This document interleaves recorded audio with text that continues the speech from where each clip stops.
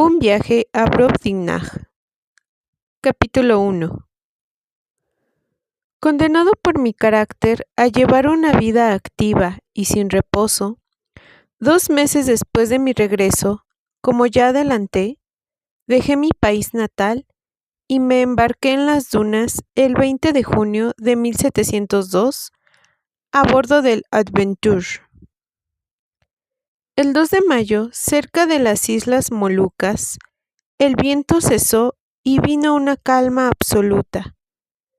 Pero el patrón, hombre experimentado en la navegación por aquellos mares, ordenó que nos dispusiéramos a resguardarnos de la tempestad, que en efecto se desencadenó al día siguiente, pues empezó a soplar el viento llamado Monzón del Sur. La tempestad fue horrible.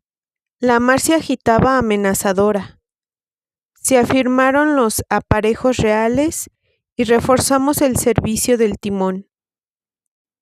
Durante la tempestad, a la que siguió una fuerte vendaval oeste, fuimos arrastrados, según mis cálculos, a unas 500 leguas al este.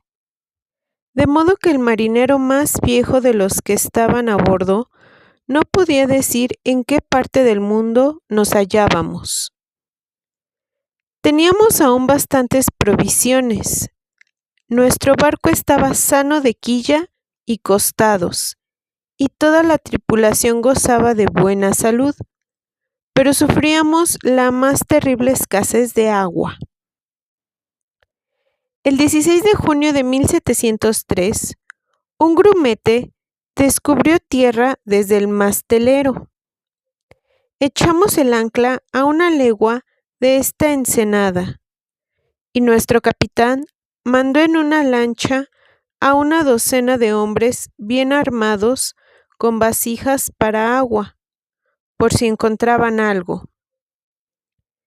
Le pedí licencia para ir con ellos, con objeto de ver el país y hacer algún descubrimiento. Al llegar a tierra no hallamos ningún río ni manantial, así como tampoco señal de habitantes. Empecé a sentirme cansado, y no divisando nada que despertase mi curiosidad, emprendí despacio el regreso a la ensenada. Como tenía a la vista el mar, advertí que nuestros hombres habían reembarcado en el bote y remaban desesperadamente hacia el barco. Ya iba a gritarles cuando observé que iba tras ellos por el mar una criatura enorme corriendo con todas sus fuerzas. El agua le llegaba hasta la rodilla y daba zancadas prodigiosas, pero nuestros hombres le habían tomado media legua de delantera, y como el mar por aquellos contornos estaba lleno de rocas puntiagudas, el gigante no pudo alcanzar el bote. Eso me lo dijeron más tarde, porque yo no osé quedarme allí para ver el desenlace de la aventura. Antes, al contrario, volví corriendo otra vez al camino que anteriormente había llevado y trepé a un cerro desde donde se descubría la perspectiva del terreno. Estaba completamente cultivado, pero lo primero que me sorprendió fue la altura de la hierba, que en los campos que parecían destinarse para heno llegaba a los 20 pies de altura. Tardé 1 hora en llegar al final de un campo que estaba cercado con un seto de lo menos 120 pies de alto. Andaba buscando por el cercado algún boquete cuando descubrí en el campo inmediato, avanzando hacia la puerta, a uno de los habitantes, del mismo tamaño que el que había visto en el mar persiguiendo nuestro bote. He aquí la imagen.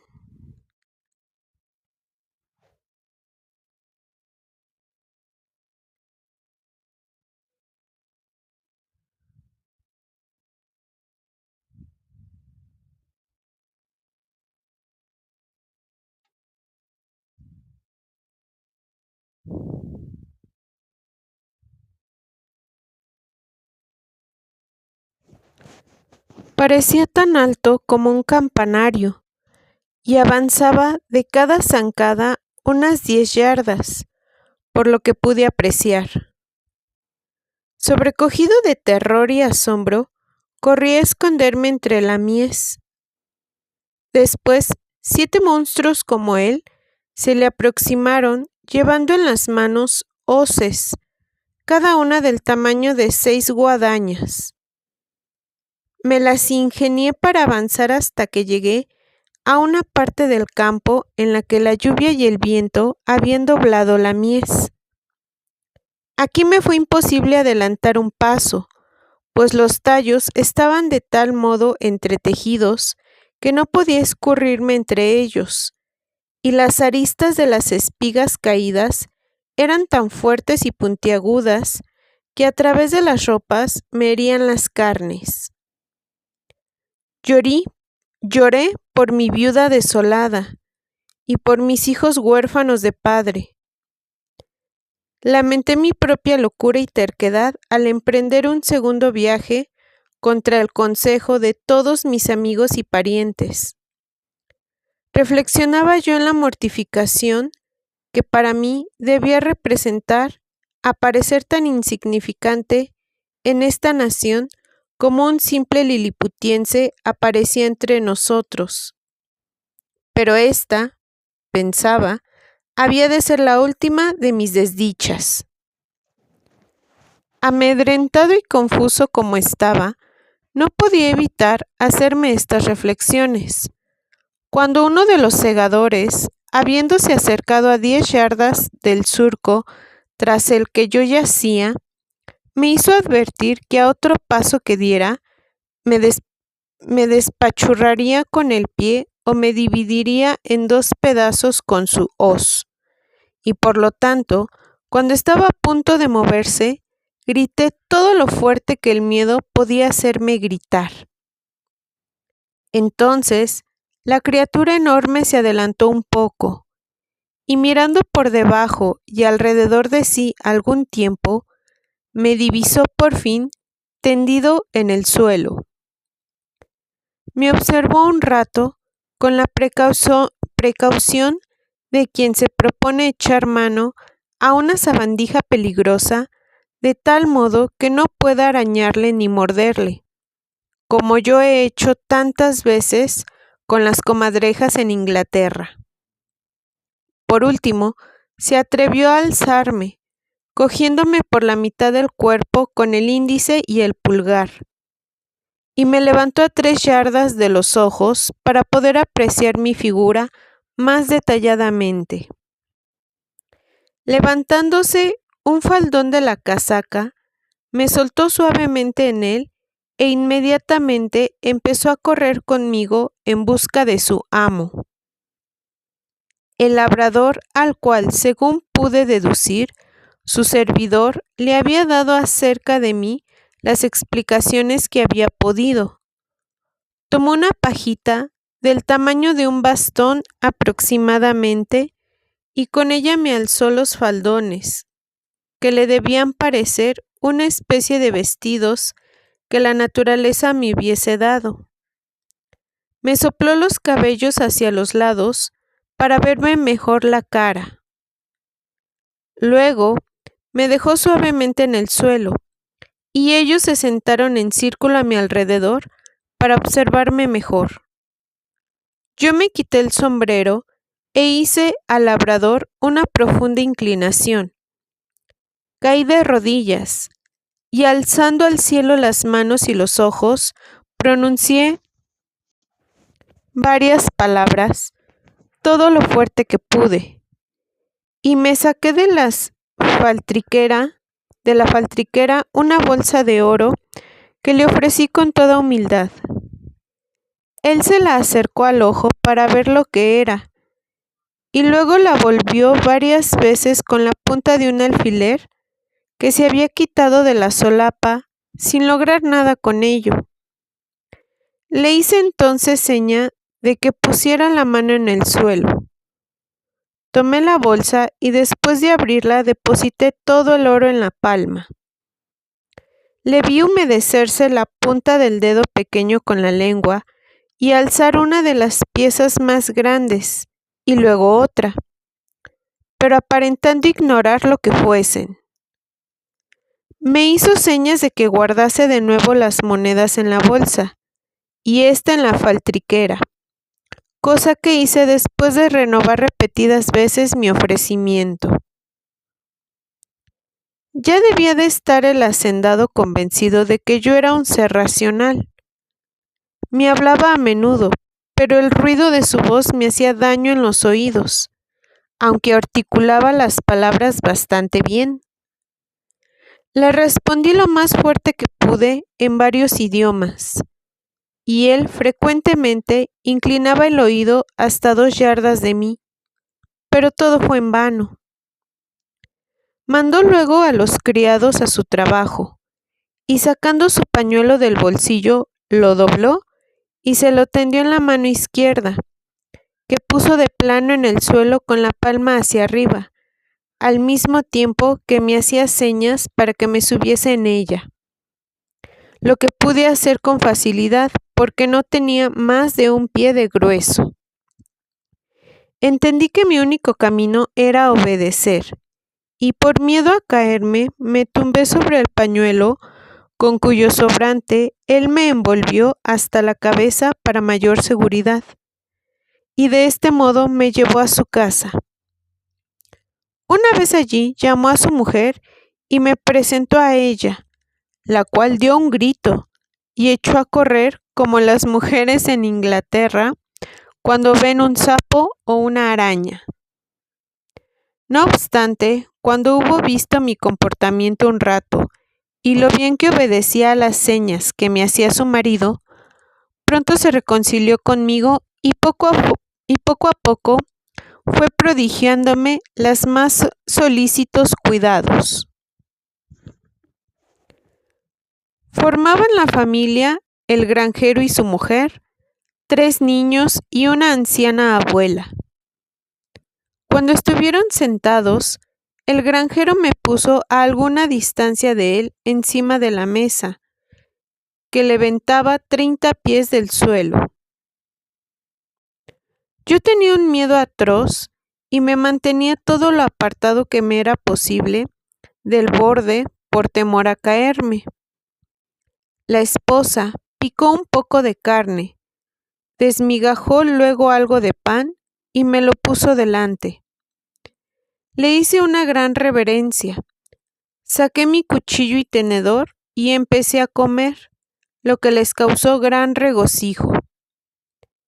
Después el dueño me hizo una señal para que me acercara a su plato, pero cuando iba andando por la mesa, me tropecé con una corteza de pan y caí de bruces, aunque no me hice daño. Me levanté inmediatamente y cogí mi sombrero para demostrar que no había tenido en la caída ningún perjuicio. En medio de la comida, el gato favorito de mi ama le saltó al regazo. Podría ser 3 veces mayor que un buey, según el cálculo que hice viéndole la cabeza y una pata mientras su dueña le daba de comer y le acariciaba. El aspecto de fiereza de este animal me descompuso totalmente, aunque mi ama le sostenía temiendo que diese un salto y me cogiese entre sus garras. Pasé intrépidamente 5 o 6 veces ante la misma cabeza del gato y me puse a media yarda de él. El animal retrocedió como si tuviese más miedo él que yo. He aquí la imagen.